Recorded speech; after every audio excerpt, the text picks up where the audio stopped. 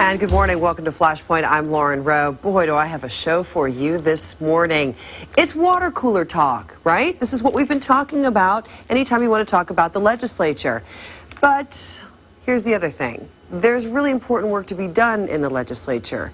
What are the priorities, and are they hurting or helping you, these laws that are supposed to help you live healthier, safer lives? That's the debate here on Flashpoint. Let's get started. You guys have some bills right now that are being discussed, bantered around. They have nothing to do with our financial crisis or really what a lot of people would consider the top priorities of the day. In fact, newspaper editorials have slammed you guys recently. Let me read one from the Florida Today. And here's what they had to say in their op-ed.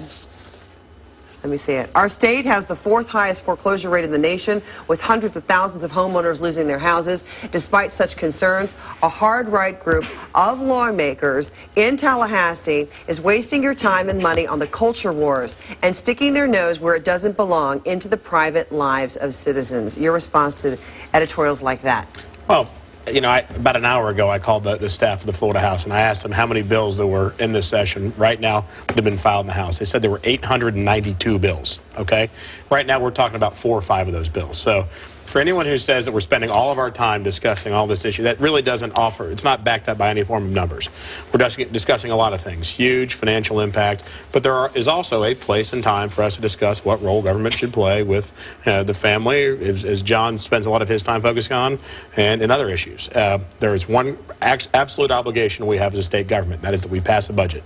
Everything else is not constitutionally required. I think last year we passed 315 or so bills out of the House. So any kind of characterization that says that the only thing we're doing is just wasting our time on this is absolutely factually inaccurate. But yes, we are, as part of a bigger debate about where our state should go, having that conversation right now. All right, let's talk marriage first. Okay. The marriage education bill, which has been dubbed in the media as the marriage tax, it's not what it's actually called.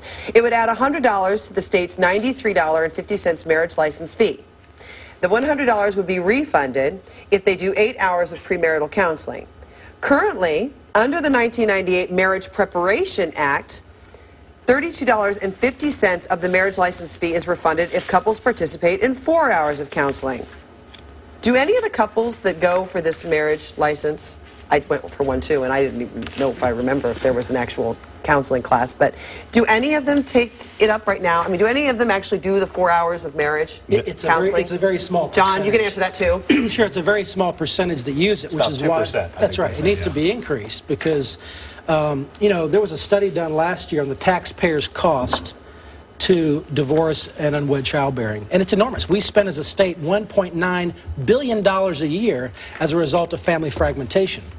What this bill does is it creates an optional, avoidable, one-time fee that will significantly reduce the taxpayer's burden by creating strengthening families and strengthening marriages. And so it also creates a positive incentive for couples to do the right thing and to get preparation. You know, I mean, how many years do we spend getting educated for our careers? This is a lifelong relationship that is the most challenging and complex human relationship, and how much time do we spend preparing for it? The money goes to a pool, and it is for faith-based counseling. Private groups that are doing marriage strengthening, whether it's premarital counseling or strengthening marriages or crisis marriages, they can apply for grants through DCF to get funding to help them do their work. So that would be not just faith-based, that would be any marriage counselor? But remember this is not a new program. This program has been in place since 1998. I might add that in 1998 it was brought about by a Democrat state representative and a Democrat state senator and signed into law by a Democrat governor. It has been installed. All this does is adjust the costs up so that more than 2% of the people will participate in the program. One of the major causes of dissolution of marriage is when people don't have a clear understanding of what they're getting into when they get married. And what this program does, it tries to offer some incentive to expanding on a program that's already been on the books now for a decade. This is what you're worrying about, whether couples have marriage counseling. Sure. Seems like an awfully big, you know, I understand it's a small fragment of what's going on in the state capitol, but I would much rather have you spend your time and spin your wheels and get your nose out of people's bedrooms and their marriage, and it's between them and their God and their faith and their whatever. This is a program that already exists. We're not creating creating a new program. We're expanding a program to try and create convince more people to, to take advantage of it. The fact is that the state taxpayers do have to pay for many of the outfalls that come from broken marriage. And if that's going to be part of our economic environment, what we're saying is let's spend a little bit of time, spend 8 hours thinking about what goes into a marriage. Are we going to have the same checking account? Are we going to, how are we going to, where are we going to spend Thanksgiving holidays? Your parents or my parents? Simple, fundamental questions that many times people don't think about before they take that huge plunge. Where do we stand on that bill? Where do I stand on that bill? Where's the legislature right now on this bill? I can't speak to the Senate. It's passed through 2 House committees thus far, and thus far it's received bipartisan support. I think only 1 person in 2 committees has voted against it. To rich people, $100 doesn't mean much. But to somebody who is on the lower end of the socioeconomic scale, that $100 is going to hurt them, and it's not going to do what you intend. John, could you respond to that? We want them to see that and say, you know what, we can save $132.50 if we get preparation. That's precisely why the fee is there. Because statistically, those that do not prepare are at greater risk for having divorce and for family fragmentation.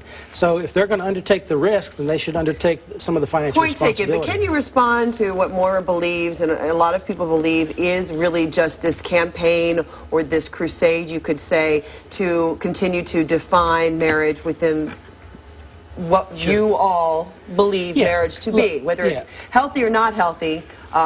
You still have a definition of what it is. Sure. Since the beginning of time, society has always regulated the entrance rules and the exit rules to marriage. That's nothing new. Sometimes they did it with intense social pressure and mores and culture, sometimes with the church when there was a homogenous society, but every civilized modern society has always regulated marriage through public policy. That's nothing new. What we're doing is we're creating an optional, this is not something mandatory, this is an option. They can opt in to get the counseling or not. It is important enough, if we made it mandatory, Scott, you'd be arguing that it's government interference.